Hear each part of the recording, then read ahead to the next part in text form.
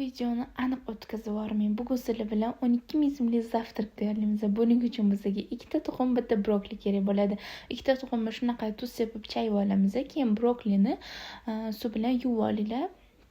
Keyin qozonda suv qo'ygan bo'lishingiz kerak, chunki suvingiz tayyor bo'lib qaynab turgan bo'lsa, o'shani brokolini ajratib shunaqa yuvib olib suvga tashlaysizlar. Suvda ko'p anaqa qaynatib yubormaysizlar, chunki brokoli ko'p suvda qolib ketsa, ezilib ta'mi qochadi. O'shaning uchun men 2 minut qaynatib oldim. Shu orada mushugim ham kelib aralashmasa bo'lmaydi. Hamma narsaga burnini tiqishi shart. Nima deyotgandim? Brokolini shunaqa yuvganimizdan keyin suvga tashab qaynatib olamiz. 2 minut yoki 3 minut qaynatib olsanglar bo'ladi. Mana shunaqa qilib yumshoq bo'lib chiqadi. Bundan ko'p tursa ezilib ketishi mumkin. Keyin boya chayib olgan tuxumlarimizga botirib olamiz. Keyin yog' qizib turgan bo'lishi kerak.